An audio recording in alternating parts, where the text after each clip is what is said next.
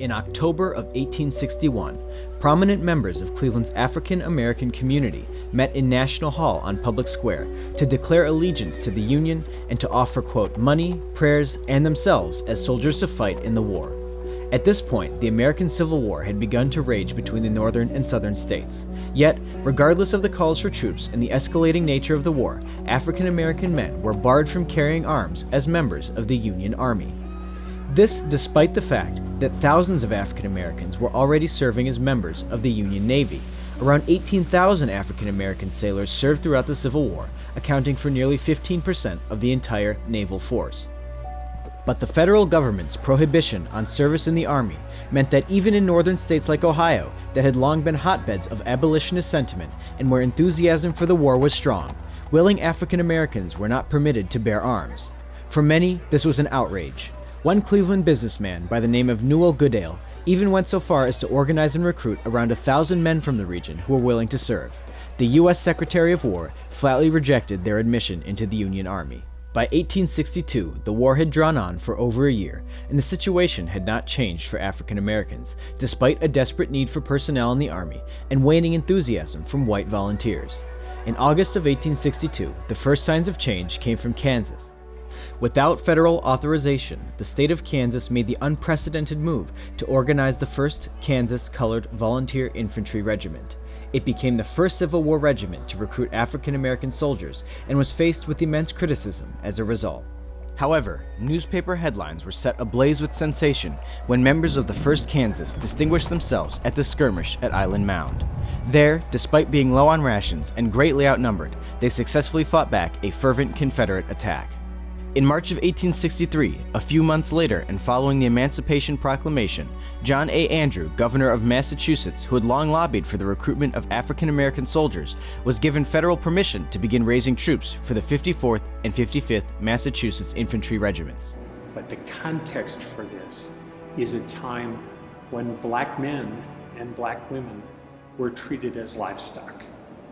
And to move from that moment to a moment where people are being enlisted to fight for their own freedom tells that transition that happened with the Emancipation Proclamation in 1863.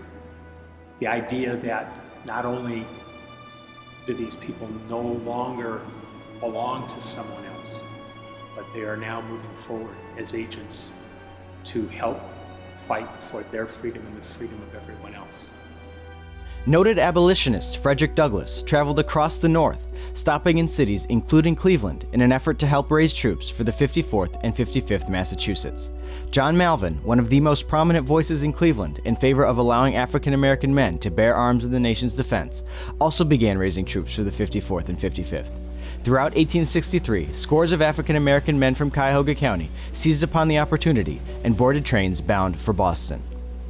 Ohio eventually had a unit of United States Colored Troops, but originally many people from Cleveland actually joined the Massachusetts 54. So if you're familiar with the movie Glory, there were people from Cleveland, black men from Cleveland, who actually signed because they wanted to serve. Despite the progress being made in Massachusetts, many Ohioans remained dissatisfied with the state's continuing reluctance to raise African American troops, even though the federal prohibition had been lifted. Another meeting was held in Cleveland under the leadership of William E. Ambush, chairman of the Fugitive Aid Society and a prominent local activist. A resolution was adopted at that meeting calling upon Ohio Governor David Todd to begin organizing African American troops. In the face of resistance from some within the state government, the 127th Ohio Volunteer Infantry was organized at Camp Delaware and was Ohio's first regiment to enlist African American men. With federal support, the regiment was redesignated as the 5th United States Colored Troops. Many of the remaining African Americans from Cuyahoga County who still desired to serve joined up with the 5th, which saw action in major battles in Virginia and the Carolinas. Another African American regiment, the 27th United States Colored Troops, was also organized and was comprised of over 1,400 men, mostly from Ohio. In May of 1863, Congress established the Bureau of Colored Troops to help organize and facilitate the incorporation of African American soldiers into the Union Army. In the following years, the 175 regiments of the United States Colored Troops constituted approximately 1/10 of the entire Union Army. And there were over 180,000 black men who enlisted in the Union cause. We have some of them were on the original panels, and you can see the names of the United States colored troops that we knew at that time. And since that time, we have discovered another 107 names, which were added to the Roll of Honor last year.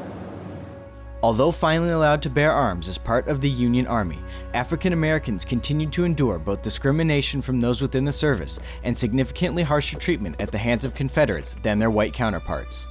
Nevertheless, African Americans served bravely throughout the war in battles such as Petersburg, Nashville, and the famed July 1863 assault on Fort Wagner, wherein the 54th Massachusetts lost nearly half of its men. 16 African American soldiers and 10 sailors received the Medal of Honor for their distinguished service throughout the war. Ultimately, 40,000 African Americans made the supreme sacrifice in service to the Union and helped to secure a new birth of freedom for the nation. In 1865, just before his assassination, President Lincoln remarked, quote, "Without the military help of the black freedmen, the war against the South could not have been won."